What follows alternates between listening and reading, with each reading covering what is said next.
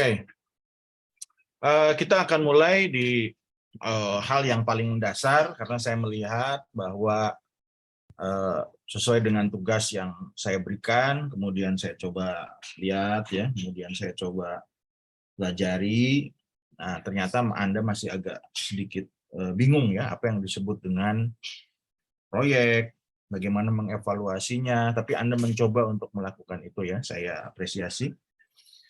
Nah, jika kita lihat ya, apa sih yang disebut dengan evaluasi proyek dan mengapa hal tersebut itu penting. Nah, jika kita lihat di sini ya, apa itu proyek? Proyek itu adalah suatu sekumpulan tindakan ya. Jadi ada is an action strategy. Nah, berarti di sini ada suatu strategi. Bagaimana suatu perusahaan ataupun lembaga ya, lembaga ini baik itu private ya ataupun public, dia mampu untuk menyediakan ya. Jadi di sini dia mampu untuk menyediakan apa? Barang-barang ataupun sejumlah, apakah itu barang ataupun jasa ya, ini terhadap suatu pasar tertentu. Nah, itu ya yang harus Anda pelajari. Nah, pasarnya ini itu bisa terdiri dari pasar barang dan jasa, private goods, atau public goods ya, atau kita sebut sebagai barang publik. Barang publik itu seperti apa? Nah, kalau kita lihat barang publik, berarti kita melihat terhadap definisi dari barang publik, yaitu ada 3 ya. Ada 4 ya kalau tidak salah. Yang pertama itu adalah non tradable, kemudian juga non-rivalry ya. Jadi kalau non-tradable berarti barang tersebut tidak bisa diperjualbelikan, tidak bisa diperdagangkan ya. Artinya kalau kita lihat tidak memiliki nilai komersial ya, sulit untuk dilakukan hal tersebut. Kemudian yang kedua itu adalah non-rivalry, itu berarti tidak ada saingannya karena dia itu tradable ya, maka non-tradable, maka dia pasti sulit untuk adanya persaingan karena mungkin barang itu hanya disediakan oleh suatu lembaga tertentu ataupun economic agent tertentu. Kemudian tadi ya non tradable, kemudian juga ada non rivalry, kemudian juga satu lagi, tapi yang di akhir itu saya kalau tidak salah itu adalah free riders ya. Jadi barang tersebut itu adalah free riders. Nah, kalau free riders ini itu biasanya siapapun bisa menikmati barang tersebut tanpa tanpa misalkan dia membayar terhadap barang yang disediakan oleh institusi tersebut ya. Nah, misalkan Misalkan seperti jalan ya. Ini jalannya jalan yang memang bukan jalan tol ya. Kalau jalan tol itu jalan yang sifatnya sudah komersial. Nah, ini berarti misalkan seperti jalan-jalan yang ada di Papua, kemudian jalan-jalan di daerah terisolir ya, atau misalkan jalan yang ada di wilayah perbatasan. Nah, itu kalau secara ekonomi dia tidak ada pada saat itu ya. Artinya kalau kita berbicara mengenai public goods ya, artinya di sini saya selalu membagi ya, kalau private goods itu biasanya dia sifatnya itu adalah financial return. Jadi kalau financial return itu kita bisa menghitung kira-kira return keuangannya itu bisa sampai kapan. Sedangkan kalau public goods ya, ini dia tidak memiliki financial return, tetapi kalau financial return itu artinya apa? Artinya sustaining project. Jadi kalau self sustaining project itu si proyek tersebut mampu untuk membiayai dirinya sendiri. Jadi tanpa adanya bantuan ataupun financial assistance ataupun bantuan keuangan dari pihak lain. Nah, apa yang dinilai? Nah, itu ya. apa yang dinilai dari bagaimana cara menilainya dari public goods. Nah, kita bisa melihatnya dengan dua hal. Ada yang disebut ya, kalau tadi kita ngomong financial return, kalau financial return itu dia sifatnya apa? Nah, berarti dia karena dia itu self-sustaining project, maka return-nya itu adalah tadi ya, internal rate of return. Jadi si proyek tersebut mampu mengenerate return sendiri sehingga apa? Sehingga dia mampu untuk membiayai dan mengembalikan hasil investasinya.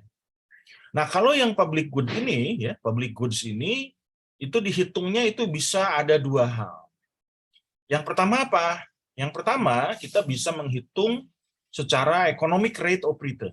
Jadi kalau economic rate of return itu, oh berarti di sini ada nilai ekonomi. Kalau nilai ekonomi itu berarti apa? Nah, ya, kalau kita berbicara mengenai economic rate of return ataupun IRR, nah kita berbicara mengenai beyond internal rate of return. Artinya si project itu mungkin kalau internal rate of return itu bisa rugi. Contoh, misalkan seperti jalan tadi ya di Papua. Mungkin sekarang rugi, kemudian juga sulit ya. Misalnya gimana kan nggak ada orang di sana. Kemudian juga sementara kita buat jalan itu bertriliunan mungkin ya, ataupun beratus miliar.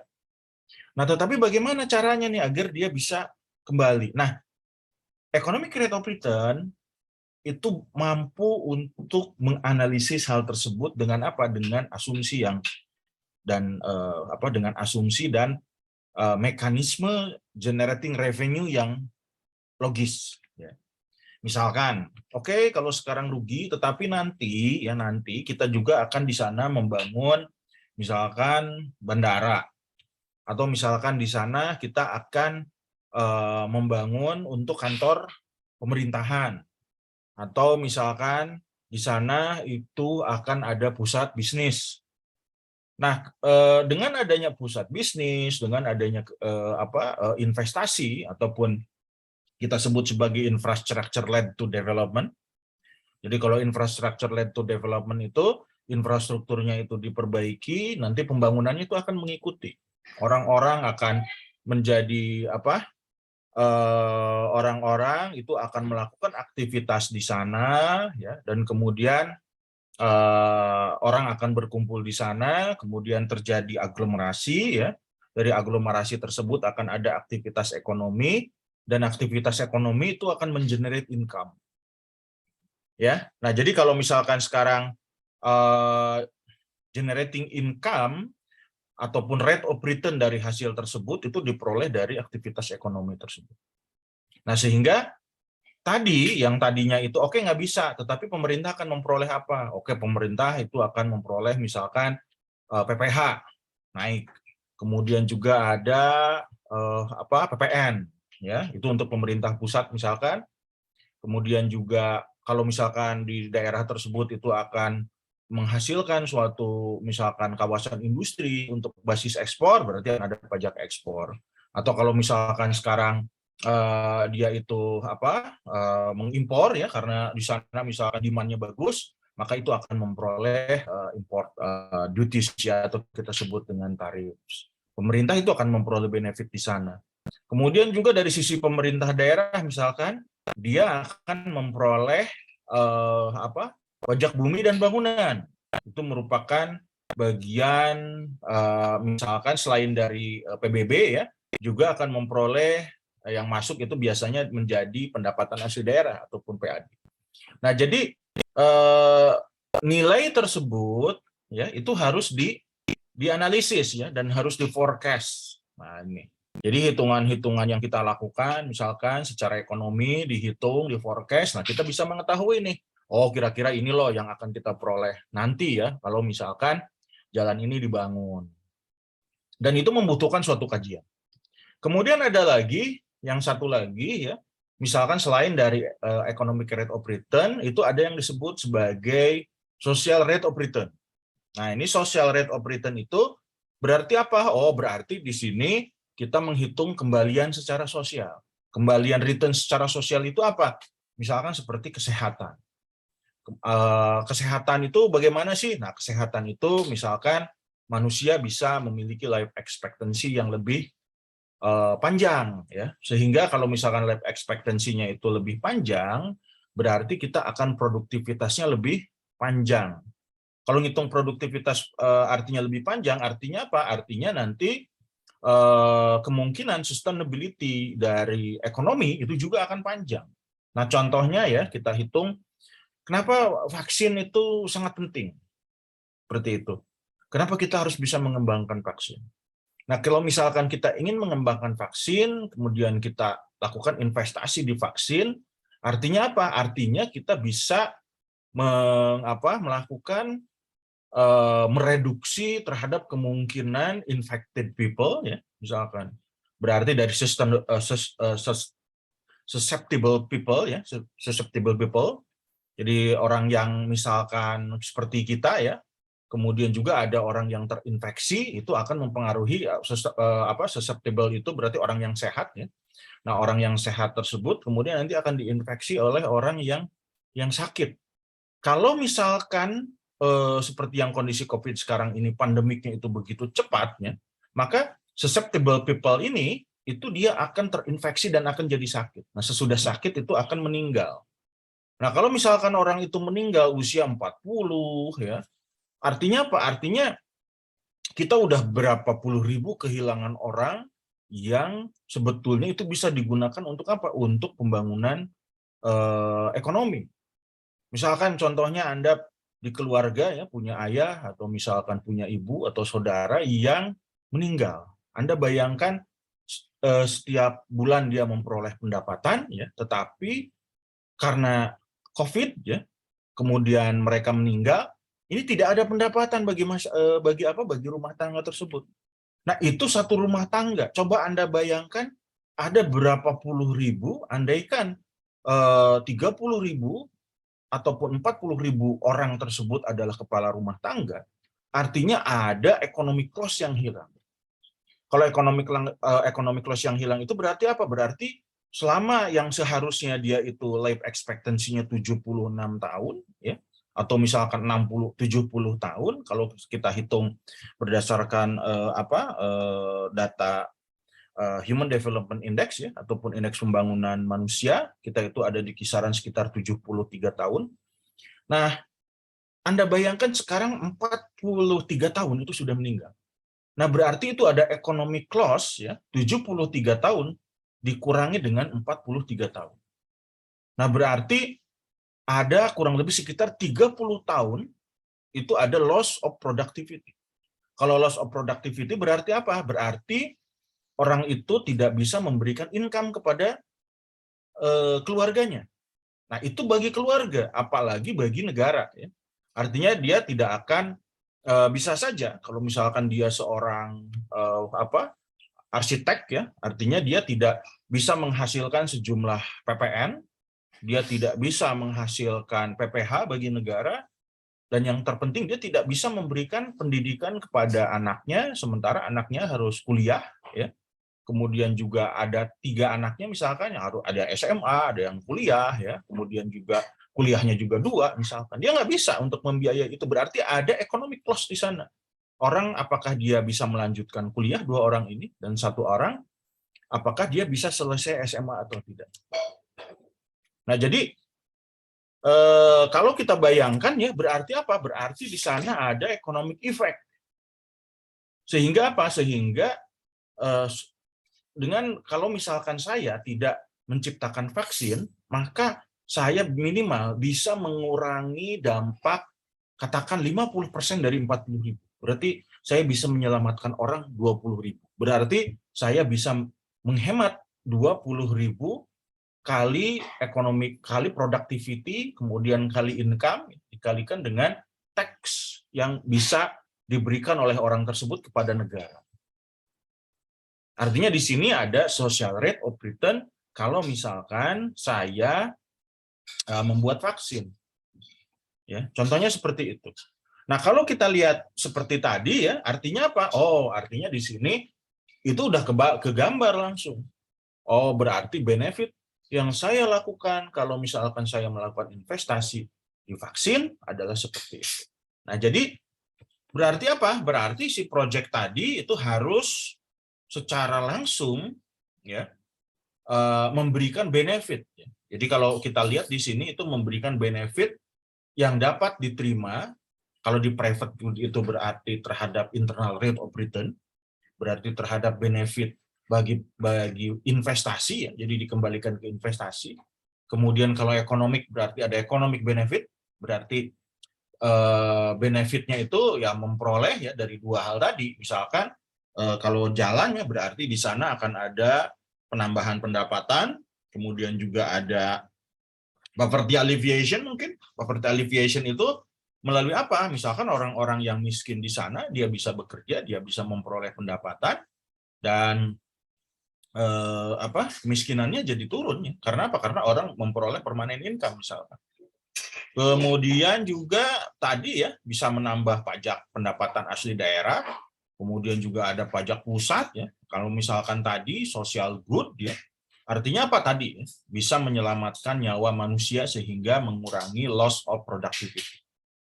Nah berdasarkan tadi ya, maka si project tersebut itu harus menciptakan ini better impact, atau kalau saya menyebutnya di sini additionality. Ya. Jadi di sini to get better impact berarti additionality itu terhadap kondisi yang terjadi pada saat ini dibandingkan dengan tanpa menggunakan project. Jadi kita harus melihat bahwa kalau misalkan bisnis as usual, kalau tanpa project, ini akan berjalan, orang itu akan berjalan dan ini tetap ada demand ya, benefitnya juga ada. Tetapi ketika ada project, maka benefitnya itu akan semakin bertambah. Atau ya, jika misalkan benefit itu additionality-nya adalah benefit, nah tetapi ada juga additional itu menjadi efisiensi ataupun efisien ya. Efisien itu berarti apa? Oh, di sini ada cost reduction ya. Cost reduction berarti ada biaya yang berkurang. Atau misalkan kalau di climate change ya, karbonnya ya itu berkurang. Energinya semakin efisien, berarti cost-nya ini sekian, kita lakukan investasi, misalkan teknologi yang ramah lingkungan itu sekian. Nah, jadi setiap proyek ini itu akan selalu menghasilkan better impact ataupun additionality.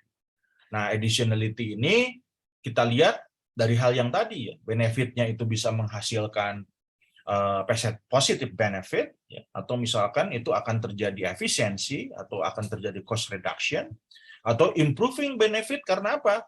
Karena tadi ada emisi yang berkurang. Berarti di sana ada emission reduction misalkan. Nah, artinya bahwa project can improve in terms of benefit or reducing costs or other outcome that firm or institution will achieve for its objective. Jadi kalau kita lihat di sini ini tergantung tujuannya apa. Nah, tujuannya ini bukan output ya, hati-hati. Jadi tujuannya itu adalah benefit.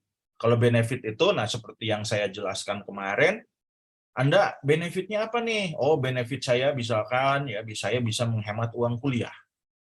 Kemudian benefitnya apa yang dirasakan, misalkan, berarti saya bisa selain menghemat uang kuliah ya, saya juga bisa misalkan meningkatkan ataupun waktu belajar saya lebih banyak sehingga misalkan IPK saya kalau misalkan saya melakukan sesuatu ya, maka saya akan memperoleh waktu luang, kemudian juga saya bisa lebih banyak belajar, kemudian IPK saya bisa lebih tinggi karena saya bisa mempelajari banyak hal.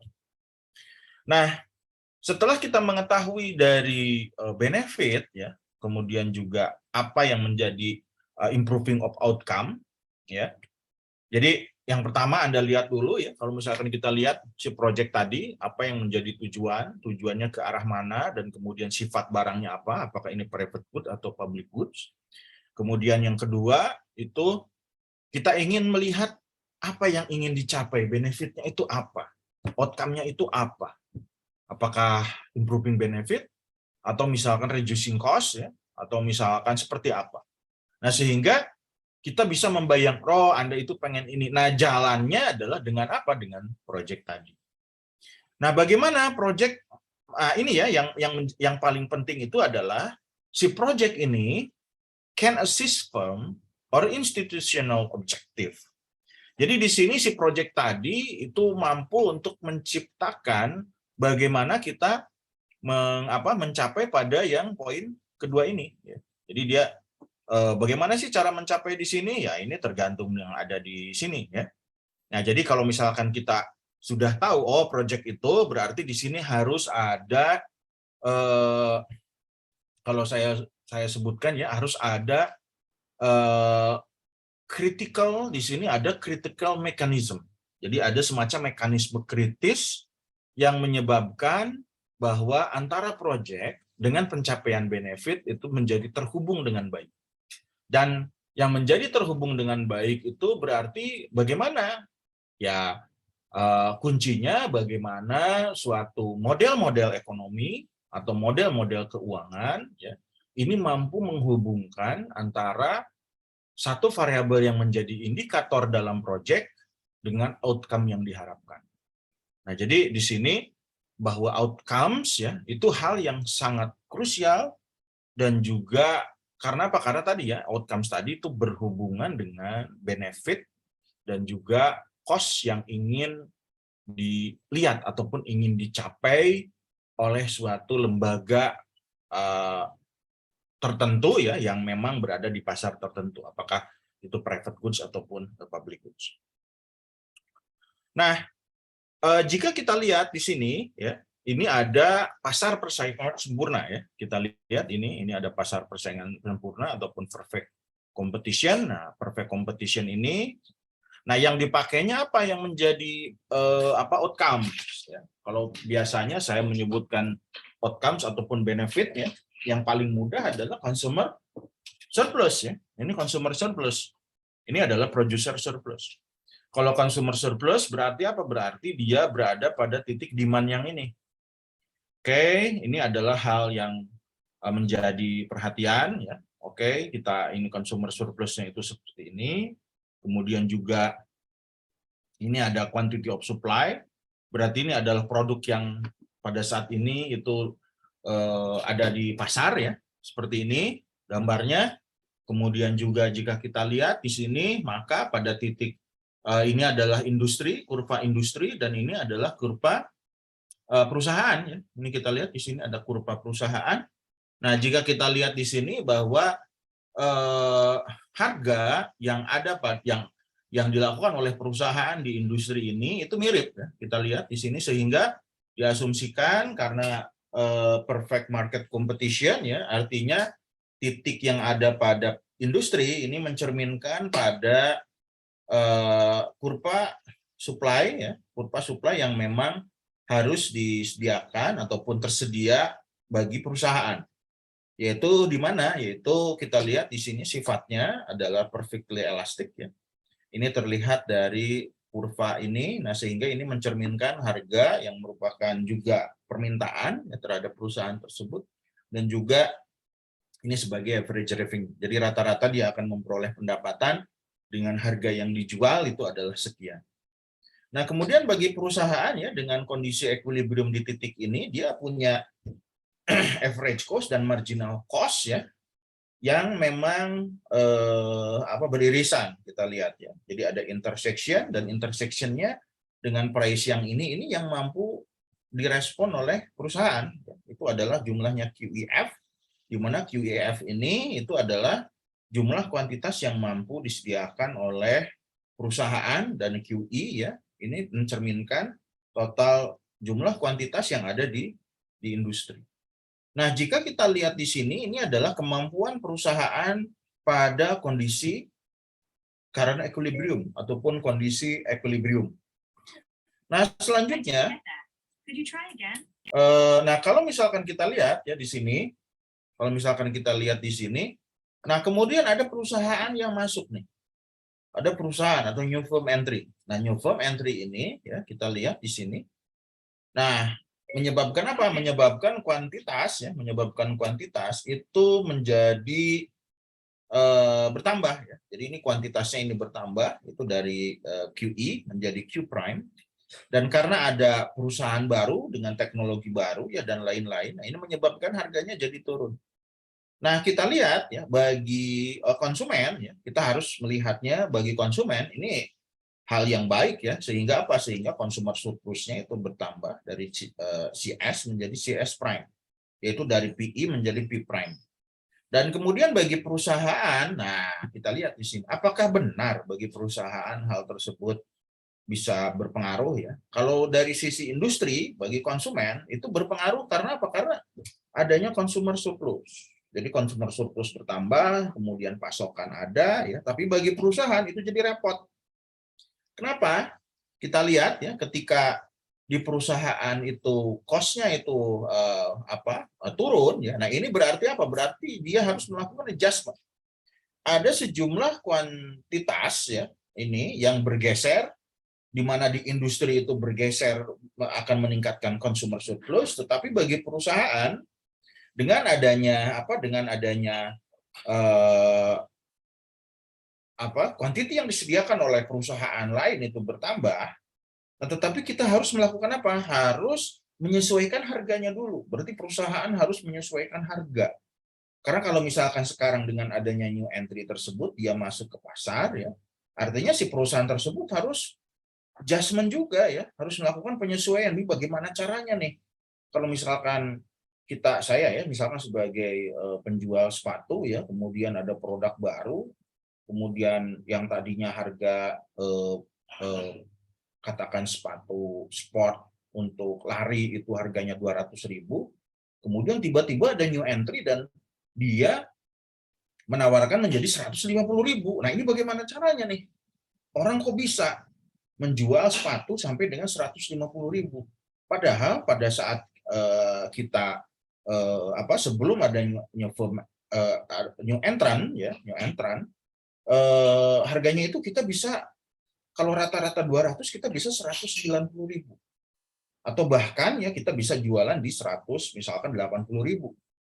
Nah, berarti apa? Berarti kita harus melakukan adjustment. Oh, oke. Berarti kita nggak bisa dong menjual dengan harga tersebut. Berarti ada sejumlah barang yang kita tidak bisa jual karena orang itu sudah di 150.000 dan orang dan masyarakat itu pasti akan menjual di sana. Ya, ini contohnya seperti sekarang ya.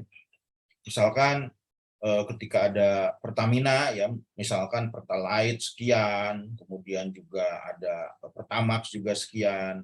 Tapi orang sekarang memburu ke Oppo ya. Karena apa? Karena misalkan dia kualitasnya lebih baik. Nah, jadi konsumen itu adalah people respond to incentive. Jadi ketika misalkan ada harga yang lebih murah, kenapa saya harus memperoleh barang yang lebih mahal? Nah, berarti di sini apa? Di sini kalau saya lihat ya hal itu bagus dari sisi apa? Dari sisi mengubah shifting antara orang yang tadinya suka dengan barang yang subsidi ya, misalkan Pertalite, tetapi dengan harga yang sama, supply-nya itu banyak ya, tidak hanya Pertamina, tidak hanya Pertalite, tetapi ada Pipo ya, ataupun produk yang ini. Nah, sehingga apa? Sehingga orang tidak menyukai barang yang disubsidi, tetapi orang menyukai dengan barang yang dari sektor swasta dan lebih bagus. Dan sehingga apa? Sehingga kita bisa lihat ya, kalau supply-nya itu lebih baik, di sini berarti kita memperoleh benefit yang lebih tinggi. Bagi Pertamina bagaimana? Ya, Pertamina itu tugas Pertamina ya. Karena apa? Karena dia sebagai satu-satunya institusi sesuai dengan undang-undang untuk menyediakan barang publik. Berarti apa? Berarti kita bisa memberikan bisa menghemat subsidi BBM ya. Memang betul seperti itu. Sehingga apa? Sehingga di sini saya kira itu kebijakan yang memang beberapa tahun ini ya saya apresiasi ya, ketika dari sisi supply masyarakat memperoleh katakan supply energi yang tidak hanya disediakan oleh Pertamina. Mungkin harusnya diikuti juga ya oleh Shell, kemudian juga oleh BP ya dan lain-lain, sehingga apa? Sehingga saya kira pemerintah sudah tidak usah lagi untuk memberikan subsidi.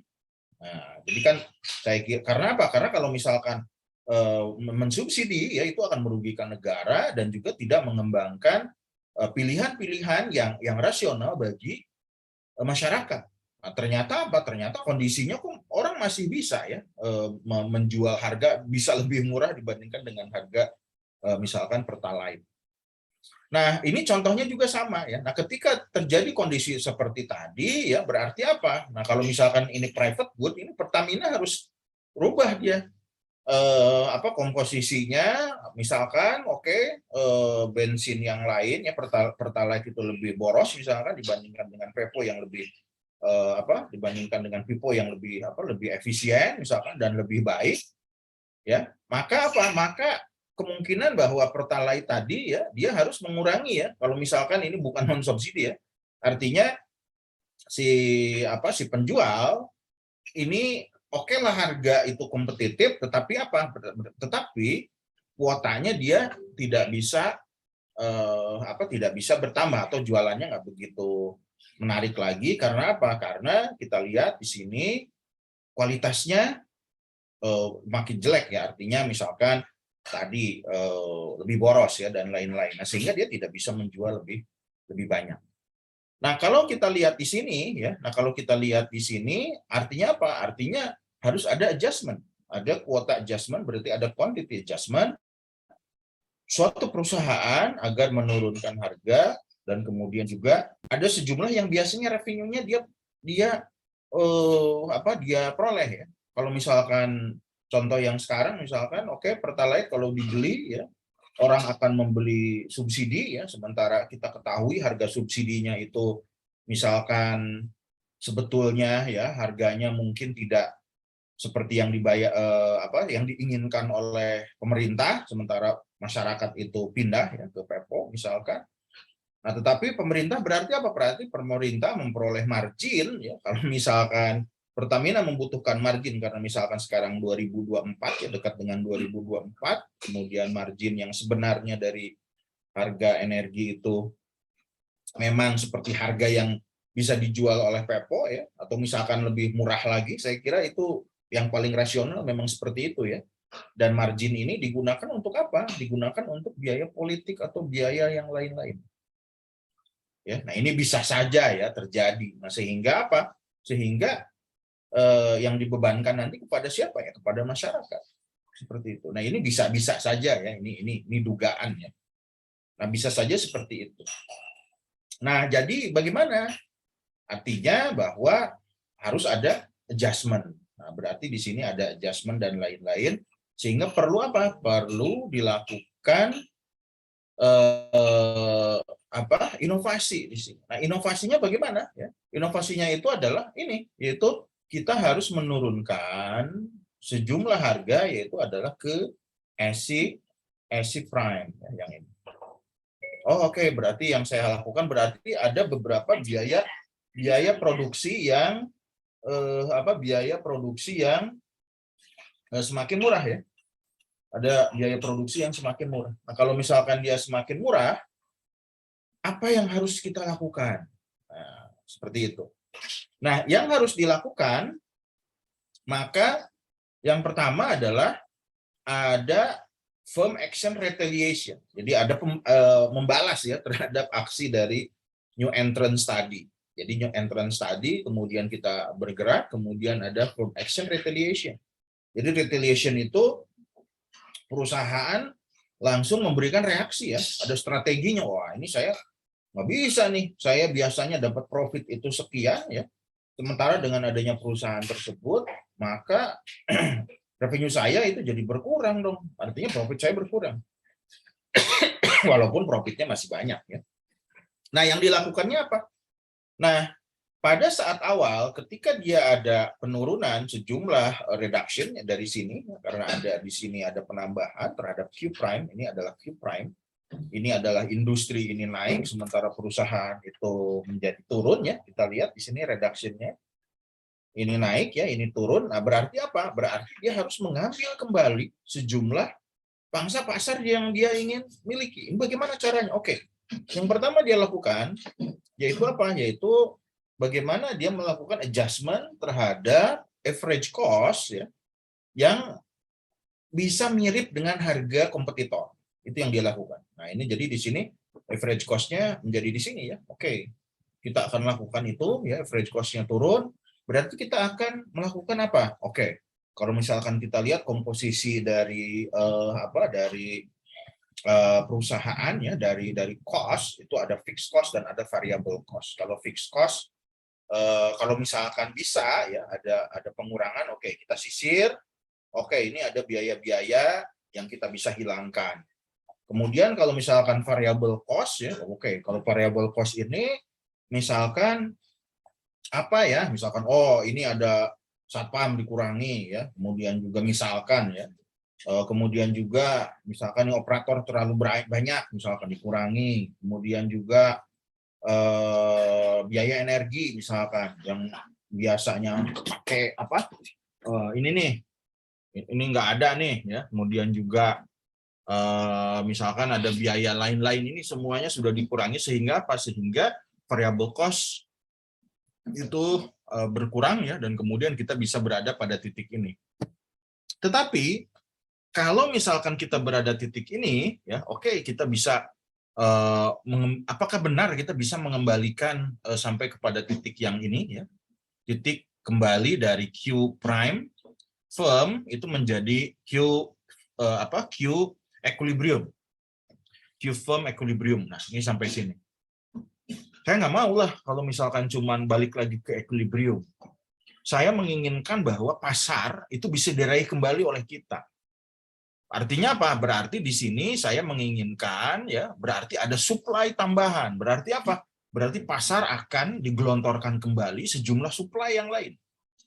Nah, berarti apa? Berarti saya harus menjual harga yang lebih murah dibandingkan dengan perusahaan yang lain ya. Nah, berarti apa? Berarti di sini yang saya lakukan. Jadi di sini digerek nih dari Q-firm equilibrium pada saat di sini, kemudian dia ditambah lagi karena apa? Karena dia melakukan penurunan harga yaitu pada tingkat P double prime. Nah, kalau misalkan perusahaan ingin melakukan P double prime berarti ada retaliation, berarti ada respons ya terhadap apa? Terhadap perusahaan yang ada di pasar tersebut.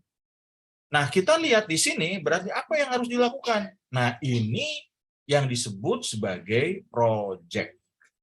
Ya. Jadi di sini project-nya itu yaitu apa? Yaitu mengubah sejumlah marginal cost ya, dari sejumlah marginal cost yang ini yang prime menjadi marginal cost double prime. Jadi marginal cost saya itu sudah berkurang ya. Yang tadinya ada di titik ini saya tambah lagi saya kurangi lagi di sini ya. Kemudian juga saya kurangi lagi di sini marginal cost-nya.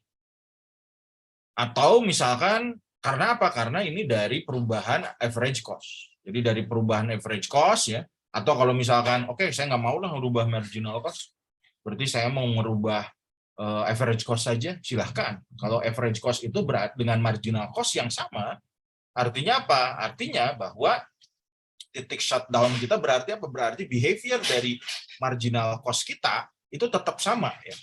Jadi dia nggak ada perubahan, berarti koefisien dari fungsi produksinya itu sama. Berarti yang dirubah itu apa? Yang dirubah itu berarti komposisi dari variabel input. Misalkan capital dan labor itu terus berubah. Karena kalau misalkan kita lihat ya, misalkan itu kan berarti kan total cost over key ya. Nah, berarti kalau marginal cost itu berarti turunan pertama dari total cost. Berarti kan marginal cost sama dengan do TC over do Q-nya itu sama. Nah, kalau misalkan marginal cost-nya berbeda, artinya bahwa saya melakukan perubahan dari sisi fungsi.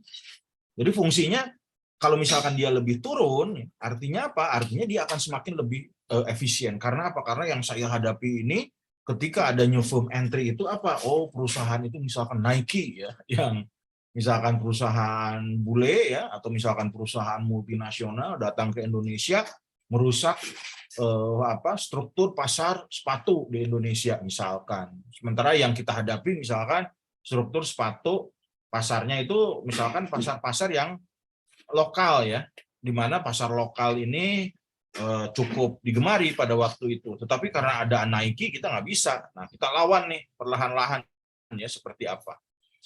Nah jadi atau misalkan contohnya seperti produk kosmetik Indonesia ya, Wardah itu bisa melawan L'Oreal, bisa melawan komoditas-komoditas yang lain. Nah, tetapi dia melakukan apa? Dia melakukan akses penambahan key, ya, penambahan key yaitu yang ada di sini, yaitu sesuai dengan yang diinginkan oleh masyarakat Indonesia. Misalkan kulitnya jadi lebih apa? Teknologi untuk adaptasi kulit menjadi lebih baik, kemudian bisa lebih adaptable ya dengan kulit orang Indonesia yang tropis, ya, kemudian juga warna-warna kulitnya lebih pas dibandingkan dengan L'Oreal, ya, atau misalkan produk-produk lainnya yang untuk orang Eropa atau misalkan Asianya juga ya kita nggak tahu ya, bisa aja misalkan orang Tiongkok, orang Thailand, tetapi orang Indonesia nggak bisa. Nah, dengan cara tersebut ya Wardah hanya menguasai pasar domestik Indonesia. Nah, itu dia sudah mampu mengalahkan L'Oreal ya atau misalkan produk-produk yang lain sehingga dia bisa langsung mengurangi terhadap pangsa pasar industri produk kosmetik yang ada di Indonesia, bahkan di Asia. Karena misalkan Wardah itu sesuai dengan misalkan orang Malaysia, kulit orang Malaysia, orang Filipina, kemudian juga sebagian misalkan bisa saja ya dia seperti misalkan orang Myanmar ya, atau misalkan Vietnam ya, dan lain-lain. Nah, sehingga di sini faktor ini ya, faktor untuk menggerek warna yang ini, warna yang merah muda atau warna yang pink ini tidak mudah ya. Bagi perusahaan untuk meraih ini merupakan proyek dalam jangka panjang. Artinya ketika dia, karena apa? Karena proyek tadi untuk menguasai pangsa pasar tadi, itu mungkin bisa dilakukan dengan stepping stone yang secara perlahan. Ya. Misalkan, oke, saya tahun pertama melakukan ini, tahun kedua melakukan ini, ketika tahun kelima melakukan ini, dan pada tahun ke-10 saya bisa menarik pangsa pasar produk multinasional itu misalkan 30%. Nah, jadi yang Anda lakukan pada saat tersebut ya, pada saat tersebut adalah apa? Membuat sebuah asumsi ekonomi dengan sangat detail. Ya. Anda membuat asumsi ekonomi yang sangat detail sehingga apa? Sehingga Anda mampu untuk meraih pangsa pasar dengan baik. Nah, itu yang disebut dengan project. Jadi apa yang Anda pelajari dalam ilmu ekonomi mikro ya, kemudian juga fungsi demand dan fungsi supply pada grafik ini ya. Nah, ini actionnya di sini. Kalau misalkan Anda sudah dibekali, kalau misalkan harga sudah ini konsepnya berarti di harga, Anda harus harganya sangat kompetitif. Kemudian kita bisa hitung dengan baik ketika si project ini berarti apa? Berarti titik utamanya adalah Anda melakukan efisiensi atau Anda bisa dengan menarik konsumen. Jadi Anda bisa dari sisi demand dan kemudian dari sisi supply. Nah, yang paling gampang bagi perusahaan adalah menarik dari sisi supply, tetapi cost-nya lebih besar. Cost-nya lebih besar. Karena apa? Karena kalau misalkan kita ingin menurunkan harga, ya, menurunkan harga berarti apa? Berarti kita harus bersaing dengan komoditas ya, ataupun produk yang lebih murah. Nah, berarti kalau lebih murah, berarti kita coba juga lakukan harga yang lebih murah, tetapi apakah image dari perusahaan kita bisa menguasai pasar atau tidak? Nah, kalau misalkan sama-sama sudah menguasai pasar, ya, artinya itu nggak ada masalah dari sisi demand. Berarti kita akan berada pada posisi di supply. Nah, itu yang harus Anda lakukan analisis. Nah, berarti proyek yang dilakukan, apakah Anda ingin, kalau ini sih kita lihat cenderung ini demand-nya tetap. Nah, kita lihat di sini ini demand-nya tetap. Nah, kalau demand-nya itu tetap, berarti Anda nggak ada masalah. Berarti apa? Berarti demand perusahaan Anda itu memang sudah dikenal. Image perusahaan Anda itu sudah dikenal di pasaran. Nah, sehingga apa? Sehingga ketika Anda punya produk, itu sama-sama dikenal. Nah, tetapi ketika misalkan Anda melakukan proyek yang saya jelaskan di sini, berarti apa? Berarti dari sisi supply, berarti cost-nya ya, berarti Anda harus melakukan efisiensi di cost. Karena apa? Karena di sini kita sudah menurunkan dari sejumlah marginal cost prime menjadi marginal cost double prime. Nah, setelah hal tersebut ya, nah, kalau misalkan kita lihat di sana, ya, oke. Nah, berarti yang kita lakukan di sini, what firm should do, ya, to drive the demand for project. Nah, kita lihat di sini berarti apa? Oke, berarti di sini faktor produksinya ada yang dikurangi, ya. Kalau misalkan tadi seperti itu, ini ada yang dikurangi. Dan berarti apa? Berarti di sini harganya kalau murah, ya. Kemudian Anda juga karena image-nya itu sudah dimiliki hal yang sama dengan rival Anda, maka kemungkinan kalau Anda murah, maka ekspansi kuantitinya itu akan naik, ya. Sehingga apa? Sehingga produk possibility frontier-nya itu akan lebih tinggi, ya. Sehingga kita lihat di sini kurva warna merah ini berkembang menjadi melakukan ekspansi. Karena apa? Karena Anda melakukan efisiensi. Nah, sehingga jika kita lihat di sini, ya, artinya apa? Artinya ini salah, ya, ini harusnya total cost, ya. Ini marginal cost, ini salah. Nah, jadi kita lihat di sini bahwa pada Q double prime, ya, Q double prime berarti posisi pada Q ini akan lebih tinggi dibandingkan dengan Q pada posisi awal. Artinya ekspansi pasar yang dihasilkan berdasarkan proyek Anda itu mampu meningkatkan ekspansi dari pasar. Nah, itu yang disebut sebagai proyek, ya. Sampai sini ada pertanyaan?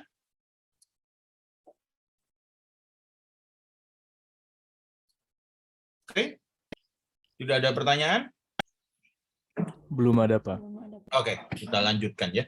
Nah, jadi itu yang menjadi titik utama apa yang disebut dengan proyek, ya. Nah, selanjutnya, oke, ya. Ini selanjutnya kita akan sebentar, ya. Saya akan sedikit coret-coret, jadi saya masukkan lagi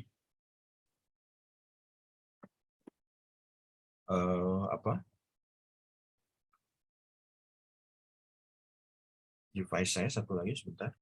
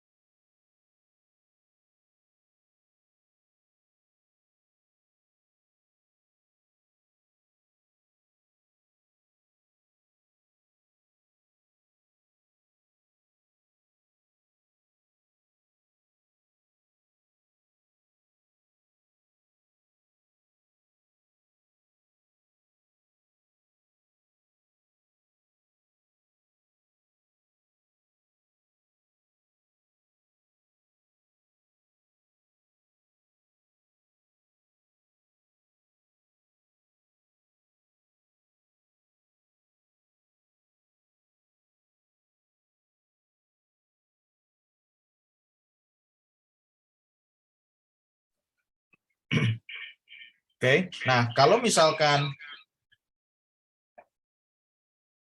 kita lihat ya di sini sesuai dengan materi yang telah saya berikan di lecture note, yaitu lecture note 2 ya, bagaimana kita lihat ya. Ini bentar. Oke.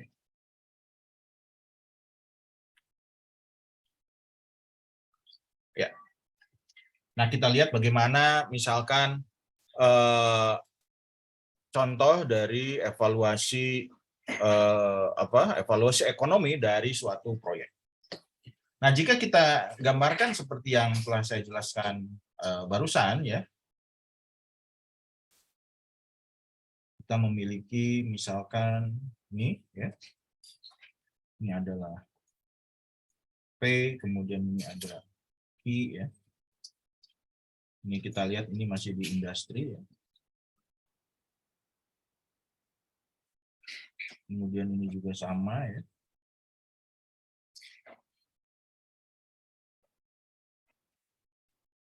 Kemudian ini di perusahaan. Nah, seperti itu.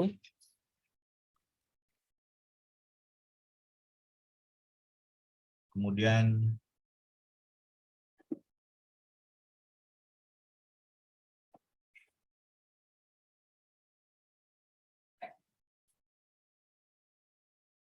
ini adalah oke.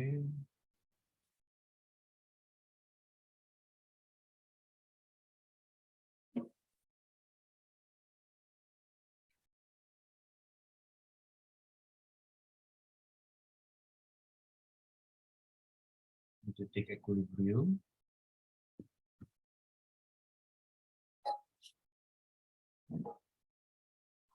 Ini adalah PE, PE.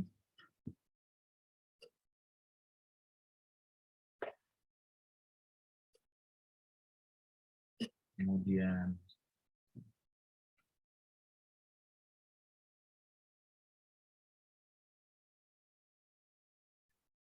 ini marginal cost.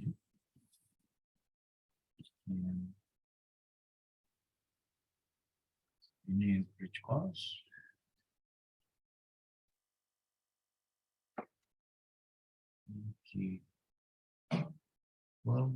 Equilibrium ya.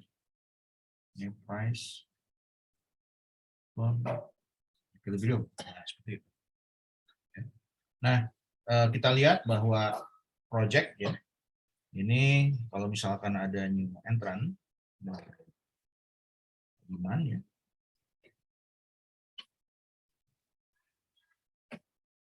Right. Kemudian kita lihat ini ada di sini.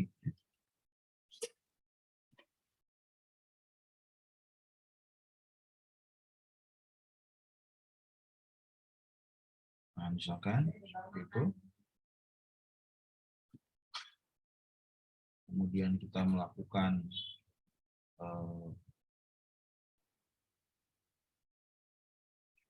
terjadi penurunan harga misalkan. Salah ya. Saya harus tarik langsung. Oke. Misalkan seperti itu.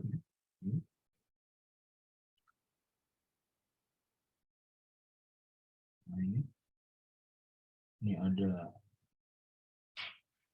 prime ya, itu.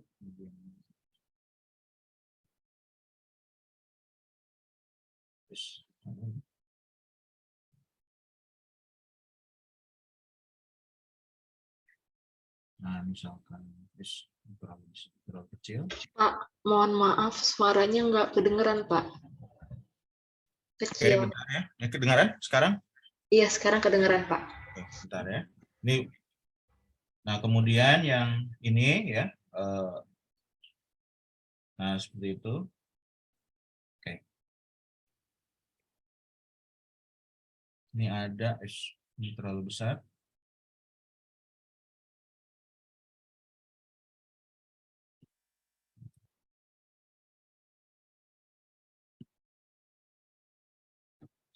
Oke.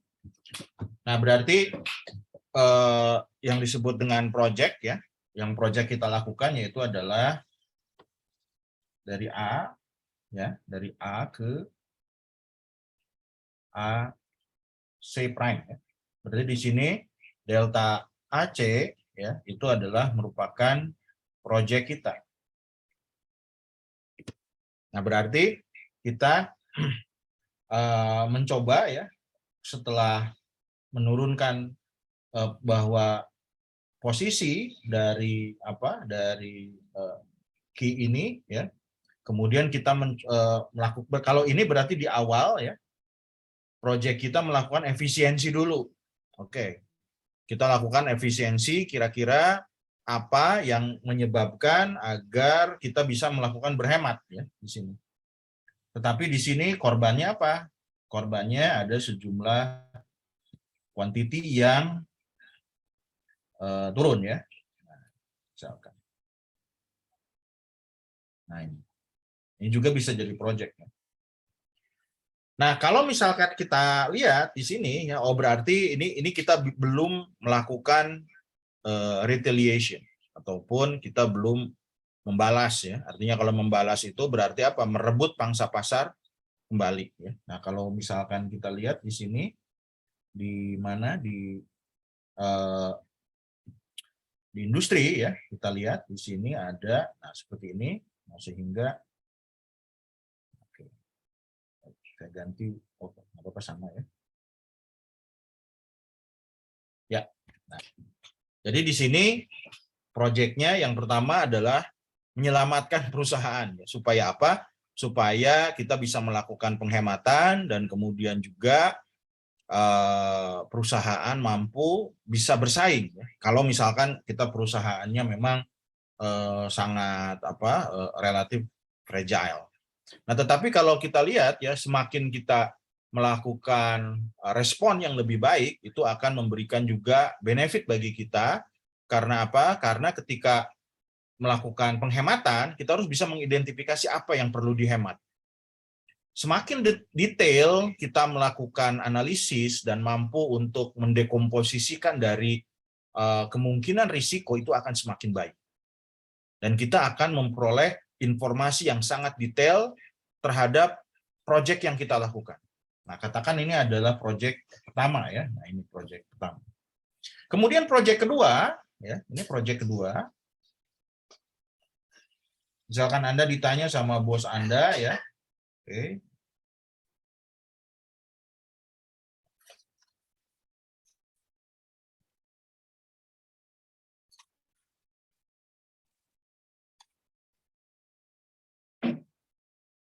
Nah, ini misalkan adalah first project. Ya. Kemudian project yang kedua yang Anda lakukan, yaitu Anda melakukan retaliation, yaitu pembalasan, ya, merespon terhadap rival Anda. Nah, kemudian dari rival tersebut, ya, kemudian, kita nggak bisa nih kalau misalkan kondisi seperti ini, kita harus merebut pangsa pasar kita kembali. Nah, tetapi jika kita lihat di sini, apa yang bisa direbut oleh Anda?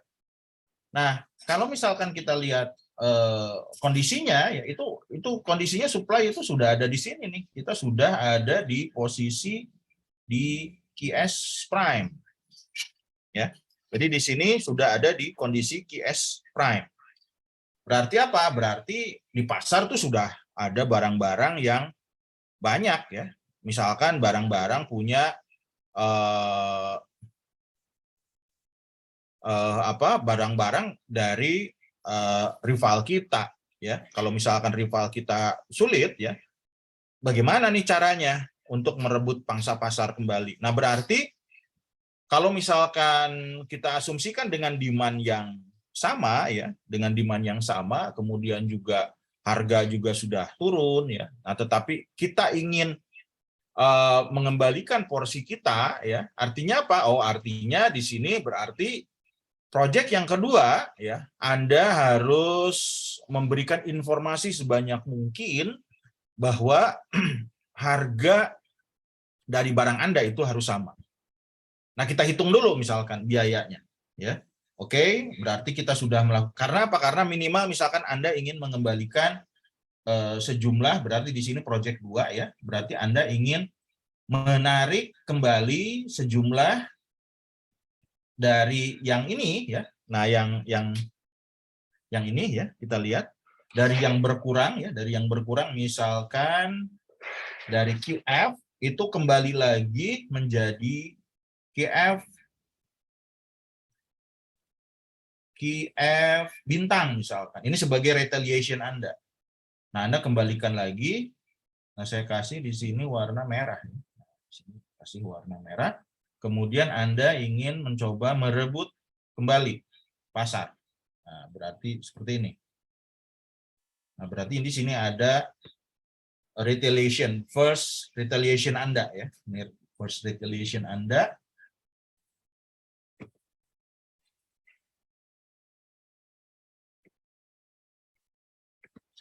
Nah, kalau misalkan first retaliation Anda ingin meraih pangsa pasar Anda kembali, ya, berarti ada sejumlah apa? Ada sejumlah produk, ya. Jadi Anda, nah tapi ini harus dihitung dulu nih. Berarti di sini kalau misalkan Anda ingin mengembalikan sejumlah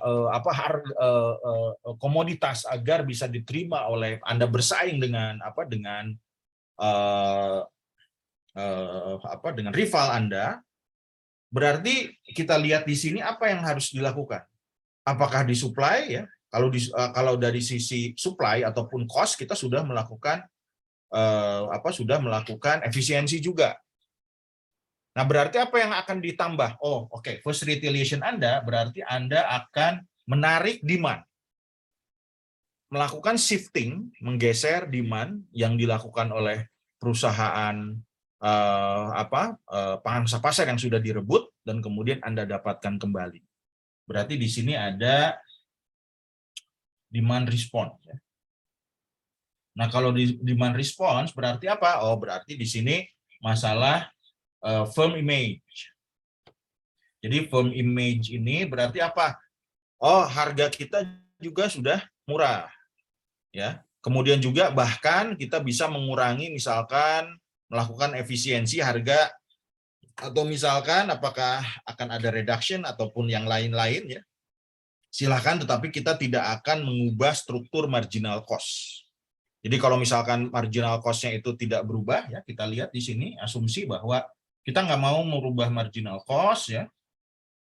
Di sini marginal cost itu kan, kalau marginal cost itu berarti kan ini TC over Q ya, berarti ini kan do TC do Q ya. Nah, berarti di sini bahwa TC-nya ya, TC-nya total cost-nya ini tetap behavior-nya. Jadi kalau behavior-nya itu ya kemungkinan ya ini ada fixed cost ditambah dengan variable cost. Nah, kalau misalkan ini variable cost-nya itu berarti fungsinya biasanya misalkan C kuadrat ya ditambah misalkan di sini 0,2 C misalkan ya, kemudian ditambah dengan misalkan konstanta ya ataupun A misalkan seperti itu. Atau misalkan fungsi Anda ya ini misalkan total cost ya. Ini total cost, kemudian ini fungsi PC ya, kemudian juga katakan fixed cost-nya itu adalah A ya. FC sama dengan A. Nah, berarti Anda atau misalkan fungsi total cost-nya Anda mau fungsi cubicle misalkan C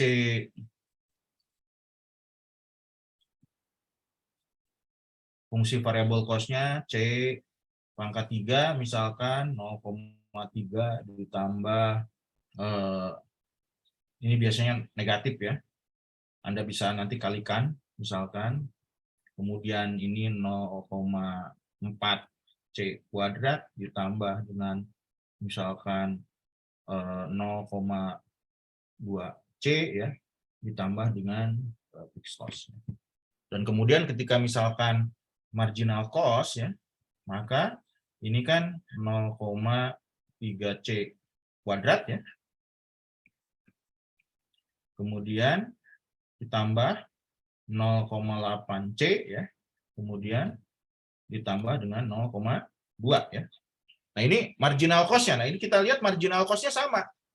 Kalau misalkan total cost-nya itu sama ya, berarti apa? Oh, berarti saya akan melakukan perubahannya itu di mana? Seperti itu. Kalau misalkan marginal cost-nya berarti yang mana nih? Oke, saya rubah itu komposisinya saja lah, misalkan. Berarti di variabel-variabel yang ini ya, misalkan variabel-variabel yang ini saya rubah, di sini saya rubah ya, kemudian juga yang ini juga berarti total, jadi cost-nya itu dikurangi ya, cost-nya dikurangi dan lain-lain, dan sehingga dengan marginal cost yang sama ini berarti apa? Berarti total cost behavior, berarti behaviornya itu yang mana? Nah, ini behaviornya yang ini itu tetap ya. Yang ini itu tetap. Jadi kalau parameternya itu tetap misalnya. Nah, ini parameternya tetap, ininya tetap.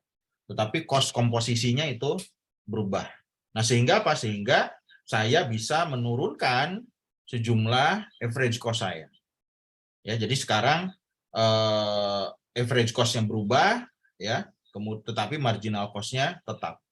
Tetapi biasanya ya secara tidak langsung ketika kita melakukan efisiensi itu mengubah juga marginal cost ya. Average cost-nya berubah, maka marginal cost-nya bisa berubah ya. Ini tergantung dari apa ya? Tergantung dari tadi ya fungsinya. Nah, kita mau memprediksikan bahwa variable cost kita itu seperti apa.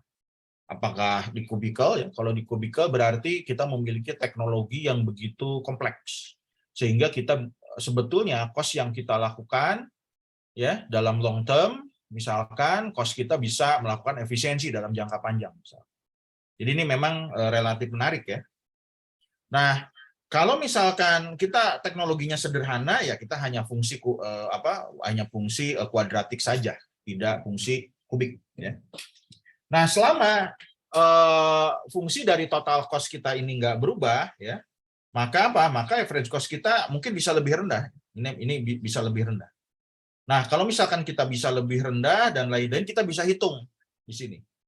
Jadi kalau misalkan kita nggak akan merubah average cost ya, maksudnya di variable cost, tapi kita akan merubah misalkan di fixed cost. Berarti kita cari dulu, berarti kita tidak ada perubahan teknologi di sana. Berarti mesin kita nggak akan berubah ya, tapi kita hanya mengubah misalkan kalau zaman pandemi kemarin ya, itu jam kerjanya berubah. Kalau jam kerjanya berubah ya, itu bisa saja dari yang misalkan 12 jam atau 18 jam, dia berkurang menjadi misalkan hanya 10 jam. Artinya di sana ada produktivitas juga turun ya.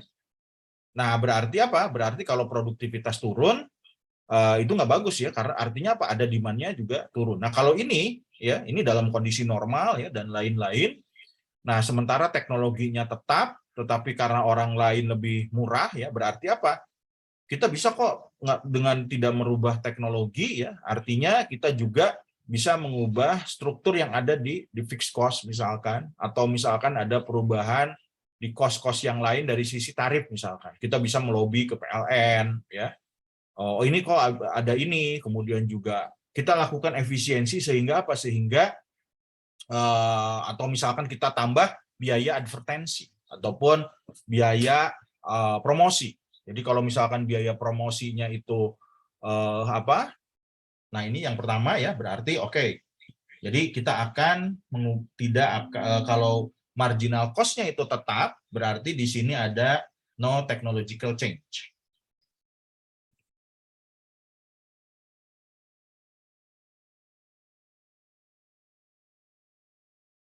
Nah, kalau no technological change, artinya kita tidak akan ada perubahan investasi di proses produksi.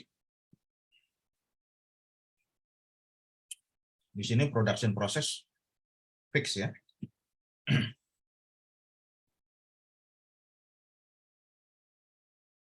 Berarti di sini total cost tetap. Nah, kalau misalkan total cost tetap, artinya apa? Oh, berarti di sini teknologi tetap. Nah, cuman cost-nya yang mana yang akan coba kita rubah? Oke, berarti misalkan orang, ya kita bisa hemat di labor, ya. Berarti kita komposisinya kapitalnya tetap, ya. Kalau misalkan saya punya fungsi produksi, ya, ini misalkan bahwa C ini misalkan ya seperti itu, berarti di sini terdiri dari function dari capital and labor, ya di sini. Di sini berarti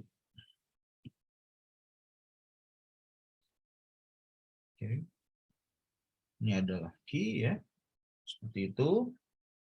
Berarti ini kan C kali key, ya ini fungsinya adalah price of capital kali K, ya kemudian ada price of labor kali L, ya. Nah seperti itu. Berarti C ini cost untuk menghasilkan total keseluruhan dari total produksi. Nah, saya nggak mau yang ini. Karena apa? Maaf, saya nggak mau yang ini, ya. Tetapi mungkin saya akan melakukan itu di sini, misalkan. Karena apa? Karena kalau misalkan mengubah teknologi, ya, berarti kita harus pinjam dulu ke bank. Karena apa? Karena harus beli mesin yang baru. Atau kalau mau, ya, mesinnya sama, tetapi melakukan beberapa efisiensi. Ya. Nah, kemudian yang penting apa? Oke, yang saya mau robah itu adalah ini, price of labor. Berarti kalau price of labor artinya apa? Artinya tenaga operatornya dikurangi, kemudian juga shift misalkan, ya, yang tadinya banyak orang jadi lebih sedikit karena kita bisa lakukan efisiensi, ya, dan lain-lain. Nah, kemudian juga banyak lagi, ya, sehingga apa? Oke, berarti di sini komposisi antara capital dengan labor, maka sekarang akan lebih banyak ke capital ini berapa persen nih kita melakukan cost efisiensi, ya, dari sisi misalkan komposisi di variable cost tadi. Nah, kemudian kita lihat juga, ya, sehingga apa? Sehingga AC, ya, itu bisa jadi dari AC menjadi RC prime. Nah, kemudian dari sisi, tetapi oke lah, itu dari sisi supply. Nah, kemudian dari sisi demand. Nah, dari sisi demand kita juga ada cost yang lain, ya, yaitu, nah berarti di sini no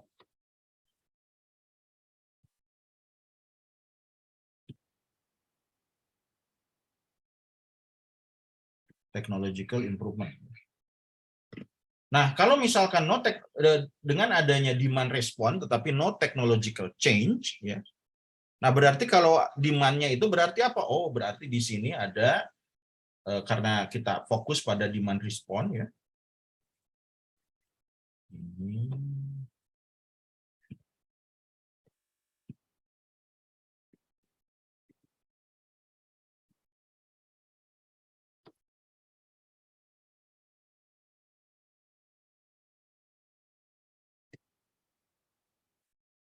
Ya, di sini berarti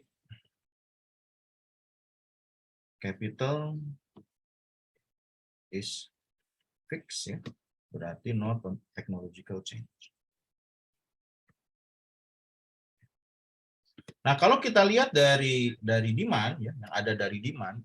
Nah, berarti kalau demand itu berarti di mana? Oh, berarti di sini meraih pangsa pasar tanpa technological change, ya. Jadi efisiensi itu hanya di labor.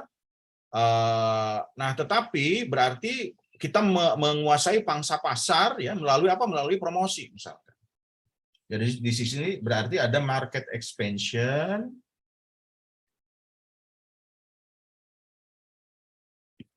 ya, market expansion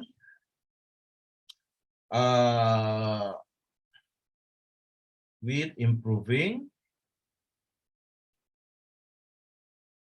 promotional cost, ya. Nah, berarti apa? Oh, berarti saya mau menembak pasar itu dengan ongkos promosi yang banyak. Jadi promosinya terus saya lakukan. Sehingga apa? Sehingga jika kita lihat ya di sini, nah, jika kita lihat di sini, maka di sini saya membangun, atau nggak usah lah ya.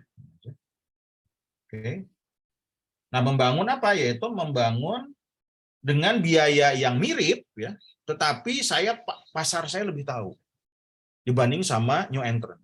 Saya tahu orang-orang yang menyukai image saya dan dengan harga yang sama, ya, saya bisa masuk pasar lebih banyak. Seperti itu. Ya. Nah, berarti apa? Berarti jika kita lihat di di sini, ya, berarti apa? Berarti saya mau menambahkan pangsa pasar dengan yang harga yang sama, tetapi itu kan cost-nya tetap ada yang naik, ya. Cost-nya bukan di variable cost yang diproduksi, tetapi kalau kita lihat berarti di mana nih? Berarti di biaya promosi. Nah, kalau biaya promosi itu masuk di mana? Apakah variable cost atau bukan? Tetapi kalau misalkan kita lihat di sana, ya, oke, kita identifikasi ketika Q-nya kita tambah, ya, misalkan kita expand aja lah pasarnya, misalkan dengan biaya yang sama, expand yang pasar itu berarti apa? Produksinya juga harus banyak. Tetapi produksi ini harus bisa diserap oleh pasar. Nah, ketika produksi ini harus diserap oleh pasar, ya, yang asalnya misalkan kita jualannya itu ada di Jawa, misalkan, nah kita juga jualan lah di luar Jawa, misalkan. Atau kalau misalkan kita nggak mau bersaing dengan Nike yang ada di Jawa, ya, kita bisa saingan yang ada di Bali yang belum ada Nike-nya. Nah, tetapi lambat laun juga Nike akan ada ke sana. Nah, tetapi kita bisa minimal memperbaiki dari sisi image building. Nah, berarti apa? Kalau misalkan di sana, ya, dengan cost yang sama, kemudian market expansion yang sama, berarti apa? Outputnya ditambah. Tetapi promosinya juga biaya promosi ditambah. Nah, berarti apa? Berarti di sini saya bisa selipkan lagi, yaitu apa? Ya. Nah, pada fungsi total cost yang variable cost di sini, berarti saya tambahkan konstanta total dari sisi variable cost, ya. Katakan yang ini. Di sini saya tambahkan di sini, ya. Mana fungsi variable cost-nya itu? Nah, misalkan, ya, yang variable cost yang ini, ya. Nah, yang ini misalkan C, ya. Nah, yang itu. Nah, berarti saya akan menambahkan sejumlah TC yang ada di sini, ya. Itu di sini saya copy, ya. Nah, yang ini.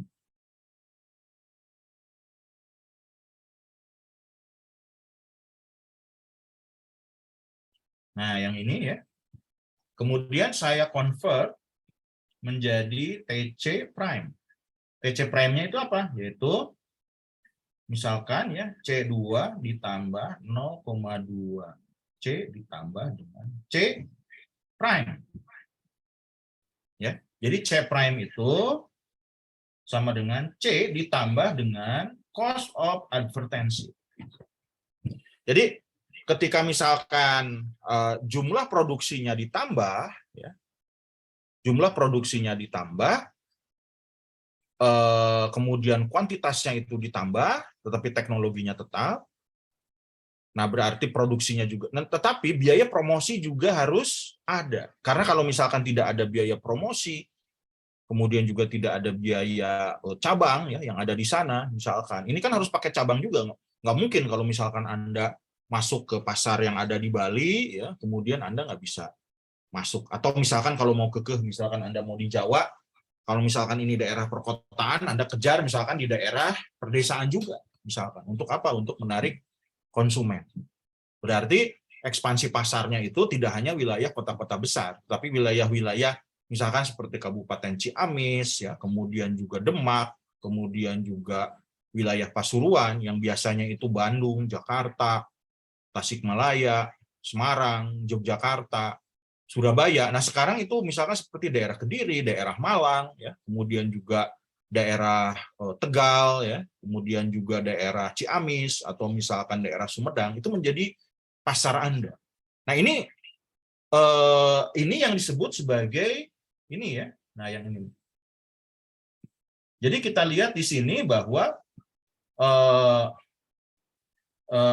market expansion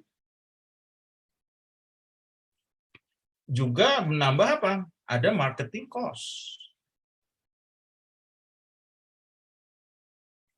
Nah, seperti itu. Ada marketing cost. Nah, berarti apa? Kalau misalkan berarti apa? Berarti total cost yang ini ya, total cost yang ini itu akan lebih kecil dibandingkan dengan total cost yang baru ya. Karena apa? Karena total cost yang baru ini berarti ini proyeknya dengan biaya seperti ini ya. Kita lihat. Oke, berarti Q-nya bisa bertambah ya. Nah, ini kita tambahkan di sini misalkan warna ini ya. Nah, ini saya tambah nih. Oke, saya tambah aja lah.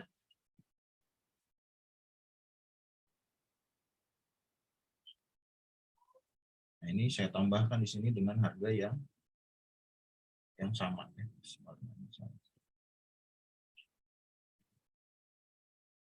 Nah, yang itu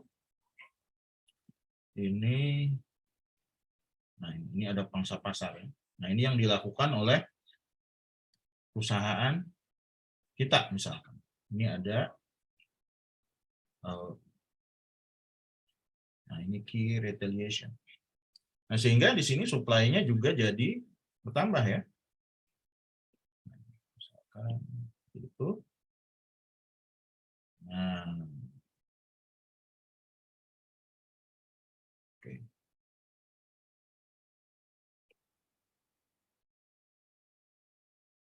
Nah, kita lihat ya harganya yang sama.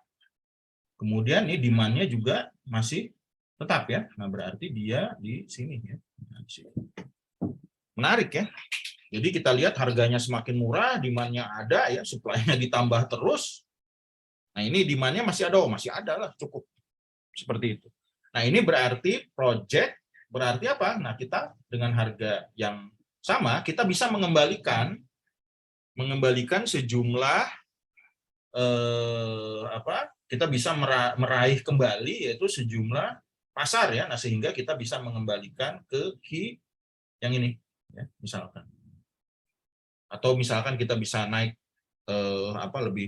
lebih baik lagi ya. Artinya ada sejumlah, karena kalau misalkan kita oke lah, kita pasar itu sudah dikuasai oleh merek yang lain. Nah, tetapi agar mengembalikan lagi ya, kita harus mengambil pasar, tapi kan jumlah jumlah di pasar itu tetap bertambah ya.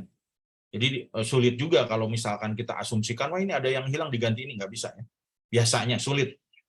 Berapa sih substitusi produk kita? Tapi ketika misalkan kita mengembalikan ada sejumlah kuantiti kita, berarti kita tetap mengambil pasar yang ada di pasar industri, dan itu akan menambah sejumlah Q juga. Dan dia karena apa? Karena perusahaan yang lain dalam jangka pendek tidak mungkin untuk mengurangi sejumlah produknya. Dia nggak mungkin kalau misalkan kita bisa meraih pangsa pasar terus dia menurunkan jumlah produksi ya, kecuali kalau misalkan karena apa? Karena demand-nya tetap. Jadi pasti kuantitinya akan bertambah. Ya. Jadi bagi perusahaan itu akan mengembalikan kembali kepada Q pada saat equilibrium, tetapi di pasar tidak mungkin Q-nya akan berkurang. Karena apa? Karena perusahaan yang lain mungkin ini akan melakukan retaliation juga, dan juga perusahaan kompetitor ya, kompetitor tadi nggak mungkin akan mengurangi sejumlah supply-nya. Jadi yang ada kita akan bisa menambah pasar, ataupun sejumlah konsumen itu beralih ke kita, tetapi kuantitinya tetap sama ya. Jadi demand-nya itu akan bisa memperoleh pangsa pasar yang sama, tetap dengan kuantiti yang lebih banyak saja. Nah, kita lihat di sini kalau kita lihat ya, berarti apa? Berarti consumer surplus-nya akan semakin banyak. ya. Jadi consumer surplusnya kalau kita lihat ya di sini misalkan, nah yang ini ya, oke. Nah yang ini misalkan ya, ini. Nah dengan adanya price-nya semakin turun ya, karena kita tambahkan lagi, jadi dia semakin bertambah ya. Nah yang ini kemudian kita tambahkan juga di sini yang. Nah jadi jika kita lihat di sana ya, bahwa masyarakat akan memperoleh alternatif harga yang lebih banyak dan juga supply yang lebih banyak. Jadi harganya tetap, tetapi supply-nya lebih banyak, maka masyarakat akan memperoleh consumer surplus itu menjadi lebih banyak dibandingkan dengan sebelumnya. Nah, kalau kita lihat di sini ya, bahwa yang menjadi perhatian yang selalu menjadi perhatian bagi proyek tadi ya, selain dari ekspansi tadi, yaitu apa? Yaitu adalah consumer surplus. Kalau consumer surplus ini ya, kita lihat di sini, ini CS ya, kemudian ini ada CS1 ya, kemudian ini juga ada CS itu ya. Jadi kalau CS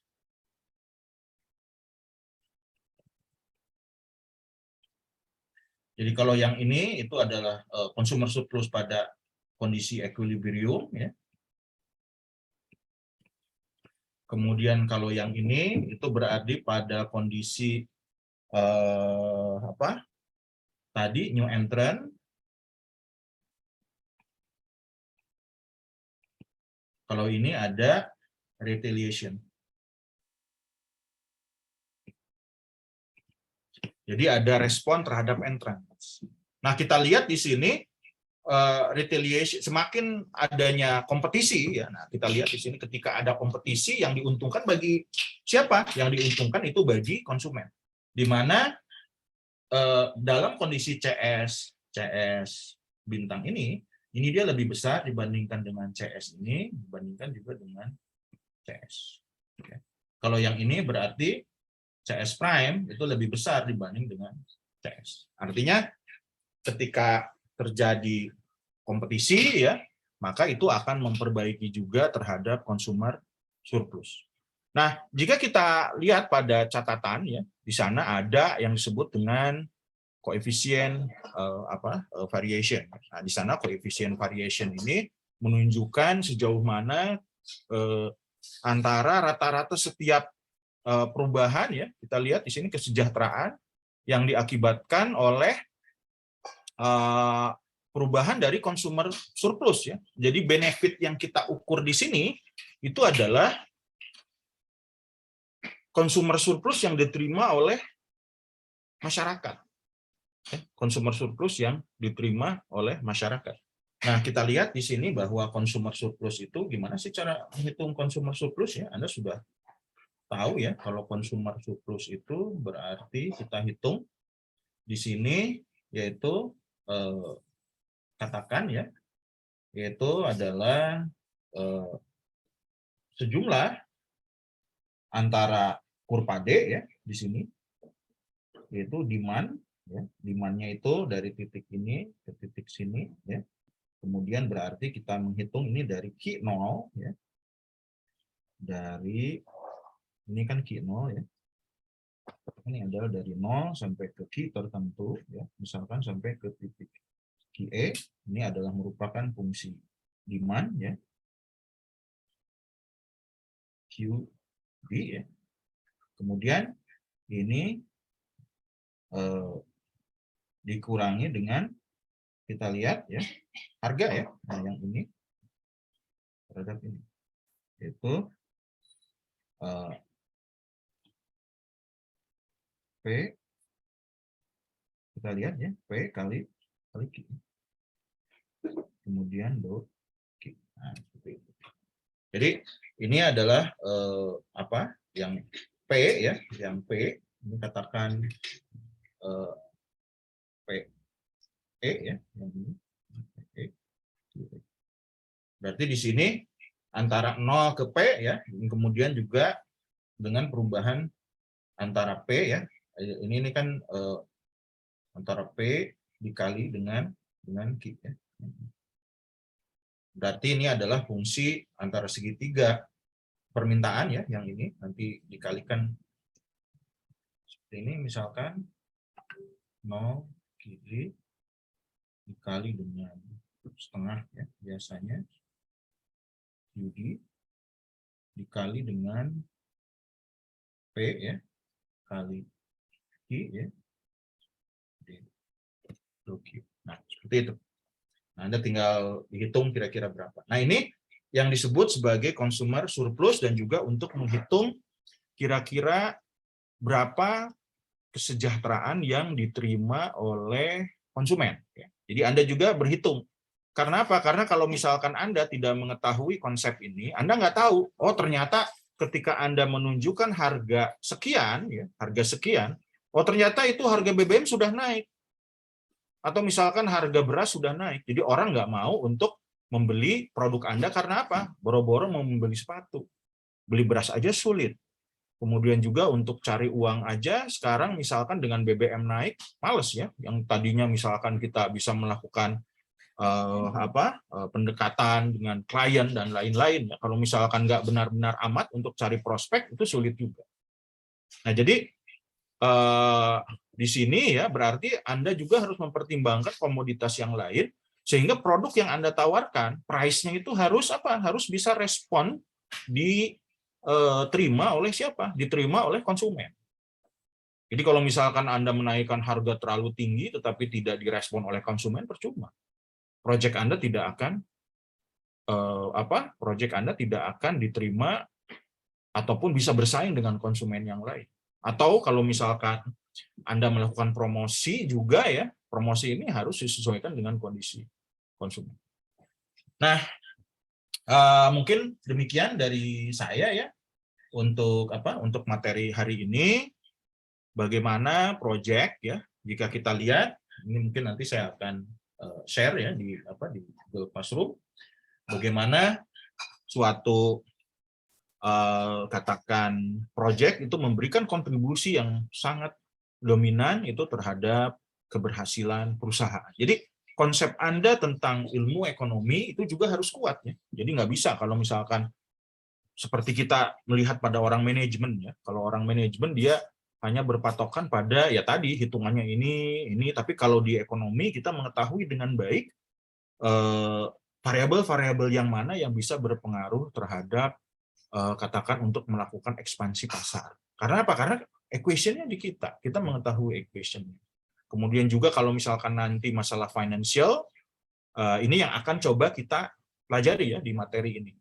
Jadi dari sini kemudian ini bagaimana nih lanjutannya akan seperti apa. Nah, saya sebagian sudah memberikan gambaran ya kepada Anda 2 minggu yang lalu, bagaimana Anda mampu untuk menjelaskan dari hal yang Anda lakukan itu bisa di-generate jadi financial ataupun economic equation.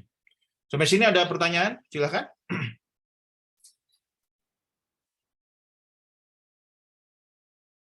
Ada pertanyaan? Tidak ada, Pak. Belum ada, Pak. Oke, tidak ada ya. Oke, kalau tidak ada, kita akan lanjutkan lagi minggu depan ya. Mungkin saya sampai UTS nanti kita pakai online dulu, nanti sesudah UTS kita akan coba hybrid. Oke, terima kasih atas perhatiannya. Saya ucapkan Anda sehat selalu ya. Wassalamualaikum warahmatullahi wabarakatuh. Pak, punten izin bertanya, Pak. Ya, silakan. Izin bertanya masalah teknis, Pak. Ini saya tuh di Pacis itu evaluasi proyeknya kelas B, Pak. Itu kira-kira absennya seperti apa ya, Pak? Kalau kelas saya kelas apa sih? Di ini tuh, Pak, di website SBA itu ada 2 dosen, Pak Yayan dengan Pak Indra. Nah, dua-duanya ini keterangannya kelas A saja, Pak, nggak ada kelas B. Oh, nggak apa-apalah. Nanti kalau Anda berapa orang? Nanti kalau enggak, nanti saya tulis lagi atau nanti karena kan saya berdua ya sama Pak Indra. Jadi sebetulnya harusnya nggak ada masalah sih. Yang penting Anda nanti di sistemnya ada atau enggak gitu aja lah. Nanti kalau misalkan kehadiran dan lain-lain, saya kira itu kan bisa dipantau ya lewat Google Classroom atau kehadiran Anda. Baik, Jadi nanti kalau saya yang follow penting up Anda lagi ikut, ke SBA kalau begitu. iya, tinggal konfirmasi aja yang penting ya. Baik, terima kasih Pak. Yuk, sama-sama. Ya, terima kasih ya atas perhatiannya. Wassalamualaikum warahmatullahi wabarakatuh. Waalaikumsalam. Waalaikumsalam warahmatullahi wabarakatuh. Terima kasih, Pak.